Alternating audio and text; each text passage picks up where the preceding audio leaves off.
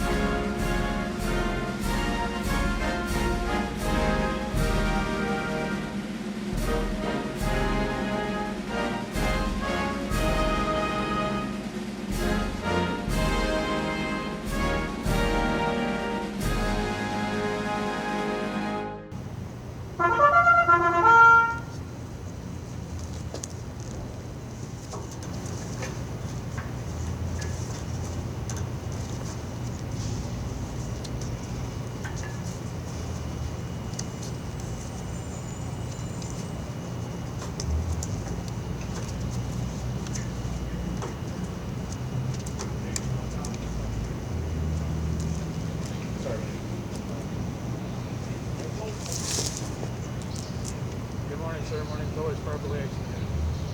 Very well. Post. Left or right face. Post. Relax mask.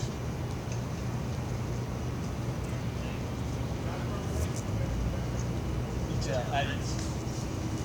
Hey, good morning, everybody. We have a special version of Team Orlando Virtual Colors this morning. Because today we're going to celebrate in advance the Navy's 245th birthday that's going to happen on Tuesday, the 13th of October. It's special for that reason, but it's also special because we're a little step closer to normal with one of our teammates, Kathleen, joining us today for the Medal of Honor reading. I'm going to embarrass her and Greg for a minute because it's also their wedding anniversary today and Greg's anniversary of joining the Marine Corps. So there's a lot of history buried in today. So thanks for joining us, Kathleen, on your guys' special day, and thanks to everybody for joining us as we celebrate the Navy's birthday today. With that, I'll pass the floor to Kathleen for the Medal of Honor reading. Just let me know before you get to the citation. Today's Medal of Honor reading is for Edward C. Byers, Jr. Edward Byers received the Medal of Honor on 29 February 2016 from President Barack Obama. Edward Byers was born on 4 May 1979 in Toledo, Ohio. His father is a World War II Navy veteran. Byers enlisted in the United States Navy in September of 1998 and went on to serve as a hospital corpsman. In 2003, Byers attended the Special Operations Combat Medic course. He was assigned to his first SEAL team in May 2004. Byers served 11 overseas deployments, including 9 combat tours, multiple times to Iraq and Afghanistan. Over the course of those deployments, Byers received 4 Bronze Star Medals with Valor Device and 2 Purple Hearts. Byers is the 6th SEAL to receive the Medal of Honor. Byers was assigned to Naval Special Warfare Development Group, also known as SEAL Team 6, when he was presented the Medal of Honor. Byers is the first member of the unit to receive the Medal of Honor for an action as a unit member.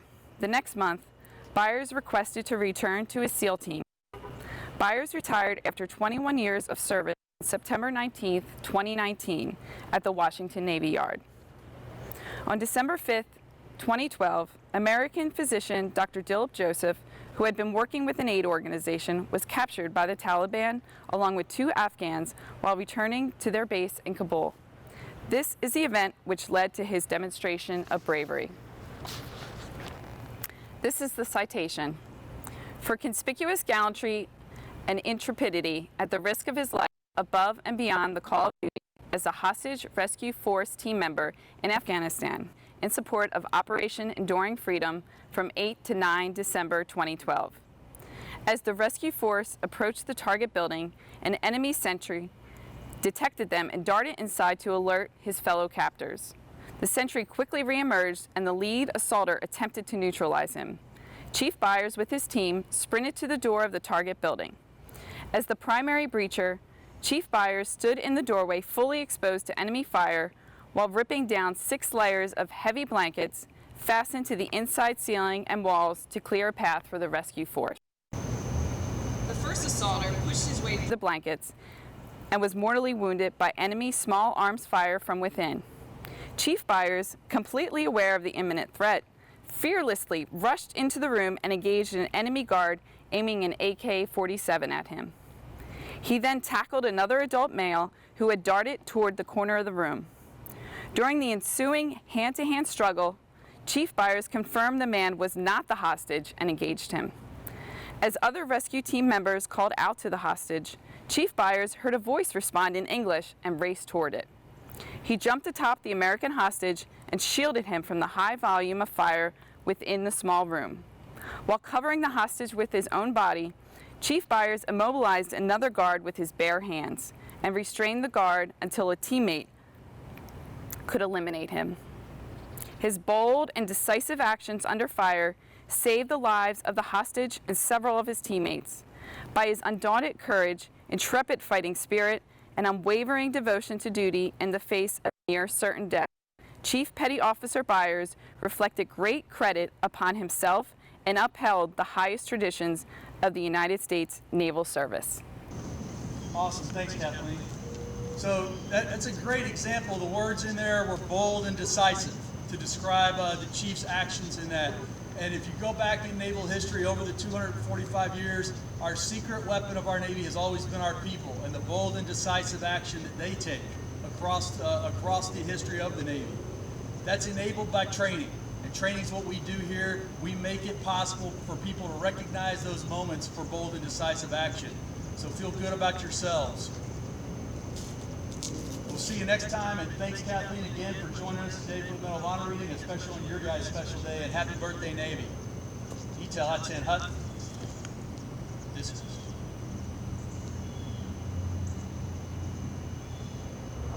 All right, hello once again, Team Orlando. You can see we've switched locations to the newly renovated 3rd floor of the DeFlores building, so welcome back to your home. A few minutes ago when we were performing the virtual colors, I mentioned the words bold and decisive action. That has certainly graced the entire thread of history of the United States Navy action. Our secret weapon is our people and the bold and decisive action that they take as they make actions day in and day out. The interesting thing is that our training, the products that we send to the fleet, whether it's courseware, devices, or other products, are what make those people better and ready to recognize those opportunities to use bold and decisive action. As it relates to our delivery of capability to the fleet, we just crossed a really big milestone as we closed out FY20. We closed out FY20 in great form, obligating nearly $1.5 billion and setting a record in recent times of the amount of funding that we obligated to build capability for the fleet. The interesting thing is how this team did it. We got really far ahead of the plan, and we had far fewer actions at the last minute than we've ever had in the past. That was all in the face of a lot of challenges. In case you didn't remember, and it's because it seems like forever ago, we were in the middle of going hot, for MAO financially. And so we transitioned to the mission-aligned organization from a financial perspective, and we're able to stop keeping 2 sets of books, which is kind of how we started this year. And right about the time that we did that, COVID came, and we've been in this distributed workforce posture ever since, and this team's been performing flawlessly as we've done that. Speaking of COVID, XO, you want to give us an update on how things are going with COVID? Absolutely, Skipper. Thank you for the opportunity to do that. Good morning, everybody. Since the last time we had colors, the data really has not changed that much. It's basically oscillated at the low levels we discussed before. In the Seminole County and Orange County area, we have about 200 new cases each day. And the folks that take a test are getting about 4% of those are being positive for the folks that have influenza-like or COVID-like symptoms. And our transmissivity rate, which is the number of people per 100,000 in the population per week, is in somewhere in the high 60s, and it's been hovering right around there. What has changed is higher headquarters has requested that we submit to transition to HPCon Bravo. So that's going to be a big step for us. We're expecting to get the word back from our leadership later this week, if not early next.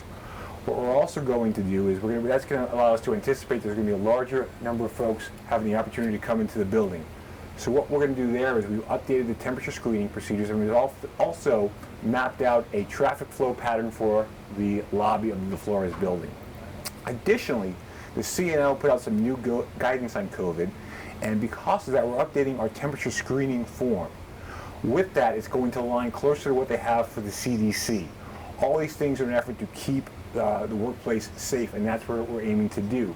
Now, the plan is to push out the new screening form, the new temperature screening procedures, and the traffic flow pattern to the team later this week, if not early next. Thanks, Skipper. Hey, great. Thanks, XO. So team, the takeaway from that is we have a newly renovated, safe workspace that's ready to start bringing people back.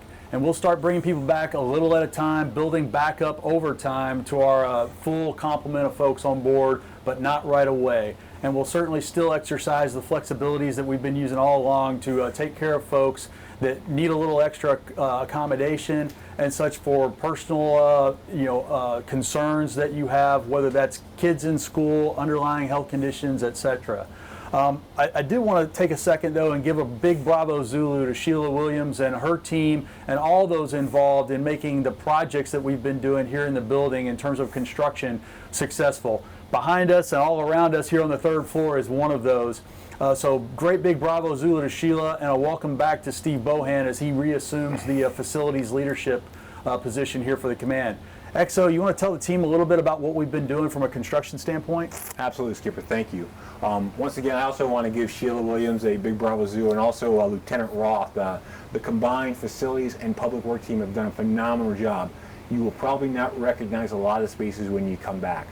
For the as far as the cube refit, we've redone the entire third deck. Every cube on the third deck has been redone. Also, on the first deck, we've completed 4 of the 9 phases, and we have 2 more underway, which are scheduled to complete in mid-November, with the plan being to complete the final 3 later this fiscal year. Also, we've increased our capacity, and we've increased the amount of secure spaces that we have in the building. This allows us to do classified work. This allows us to avoid going on travel, allows us to do things more quickly and in larger batches. We can have more people in the spaces doing work, so we have a lot more space to do the work in. What that allows us to do is allows us to get product to the fleet more quickly, and that's all about bringing capability to the fleet. Thanks, Skipper. Awesome. So we've made a lot of progress here. A couple other things that you're going to be interested to understand is the cell phone repeater that we've talked a lot about over time because of the cell signal black hole that is DeFlores. That has been installed. For T-Mobile customers, your signal is the best signal in the building right now because they've already started amplifying that signal. For the rest of us that are not on T-Mobile, those signals will start coming in over time and make this a much better place, a much easier place, much safer place to work for all of us. That's a big step in the right direction. It's us investing in us to make sure we keep our quality of life high so that we can efficiently deliver that product to the fleet. I want to take a second at the end here to close up and just give a heartfelt thank you to everybody. It has not been easy to go through this time of COVID, and we're still doing it. We're still having to focus on things that are different than what we're used to focusing on. But at the same time, when the time is right, when you're able to do it, you're focusing entirely on your work and on what we do for the fleet, and that's huge. We are delivering capability to the fleet without missing a step at this point, and that's all because of this team working really hard. Couldn't be prouder to be part of this team, and couldn't be happier of the performance we've had. So once again, thanks, and happy birthday, Navy.